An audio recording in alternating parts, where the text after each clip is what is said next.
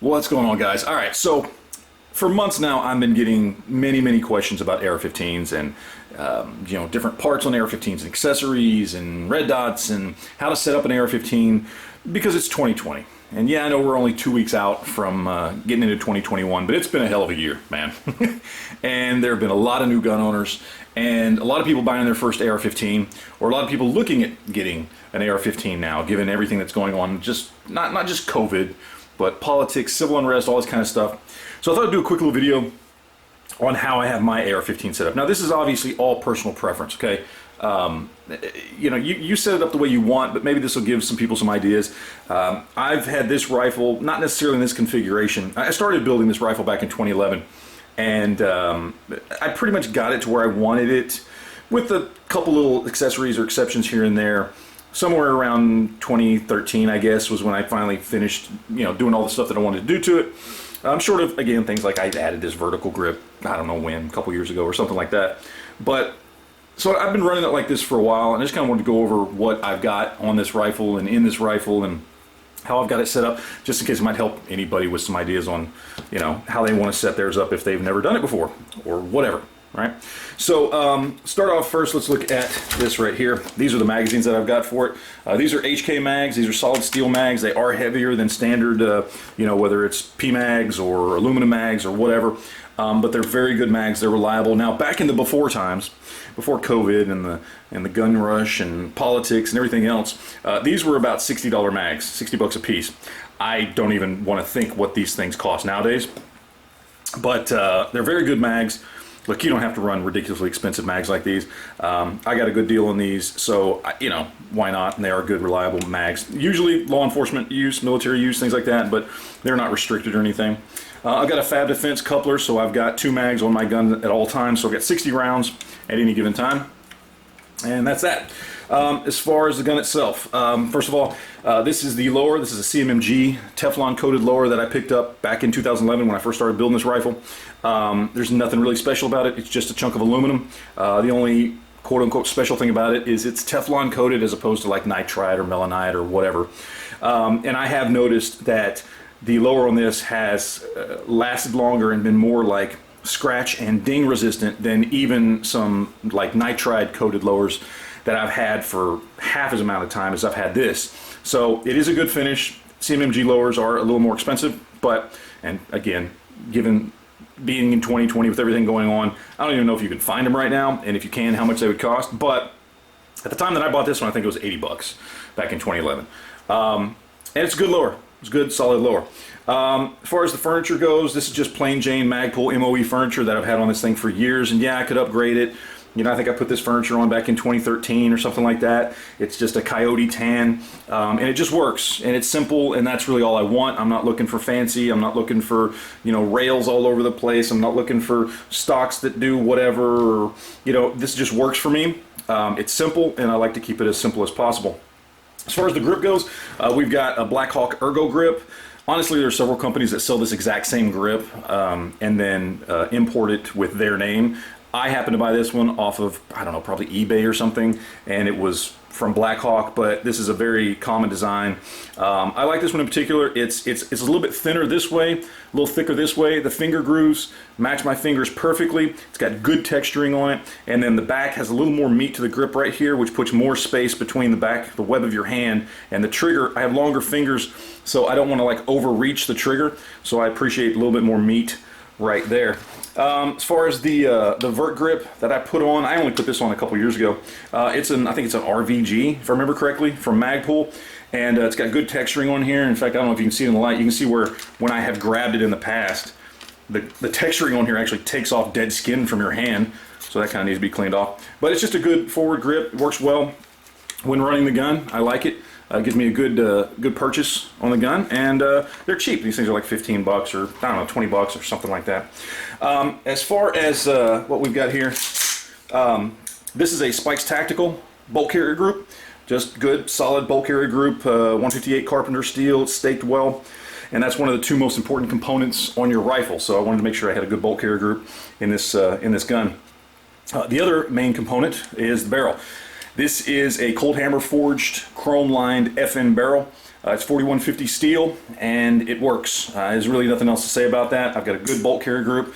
I've got a good barrel, so overall I'm going to have a good rifle. As far as the trigger goes, this is it's actually very dirty. That should kind of be shiny, but it's not, because I haven't cleaned this thing in a while. But that's actually nickel boron. It's a nickel boron coated trigger. It's got a couple little upgrades in it over like a mil spec. Other than the nickel boron, it is a little bit smoother of a trigger. Very nice.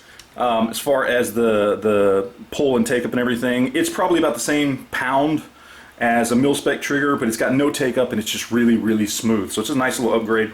There's absolutely no take-up whatsoever. The trigger just breaks. That's it. That's all it does. As far as the reset goes, nice, loud, audible click, and then break again. It's a great trigger. I think I paid, I want to say like 59 or 69 bucks for it back in 2012.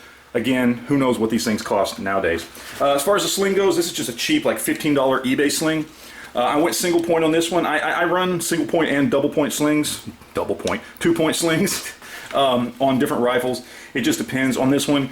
Just for the sake of how I run this gun and for the sake of storage and things like that, I just decided to go with a single point sling, and this is just a nice inexpensive one. It works. And so I didn't go with some ridiculous, you know, $30, $40, $50, $60 sling. Again, $15 on eBay. Why not?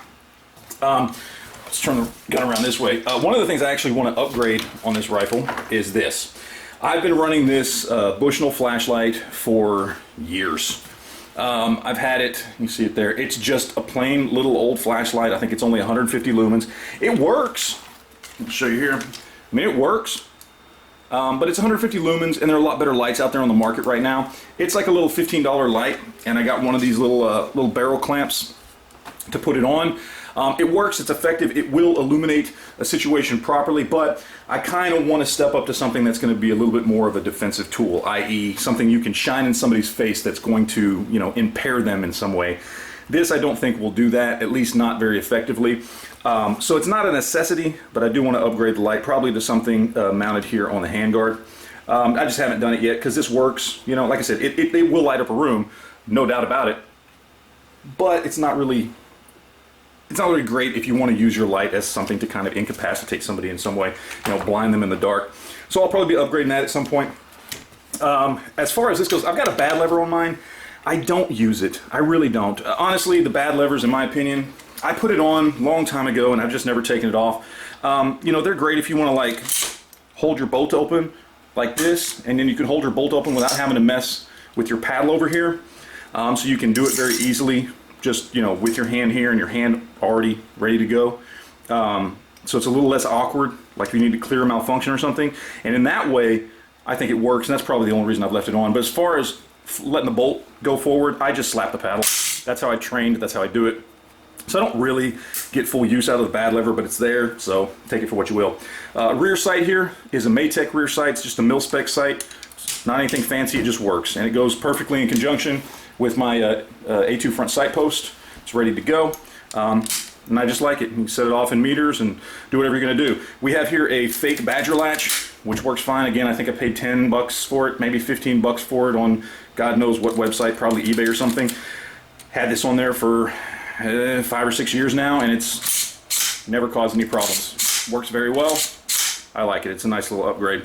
As far as the red dot that I've got on here, this is just a Vortex Spark. This is an older model. I think I got this one in 2013 maybe.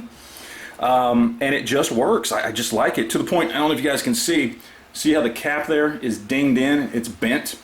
Because I took this to the range one time, and I don't know what happened. I don't know if the sling got caught or what, but I had this sitting on the bench, and it fell off the bench and fell directly, bang, right on top of the red dot, and just the whole weight of the rifle onto concrete, no less. There was a concrete pad under the bench.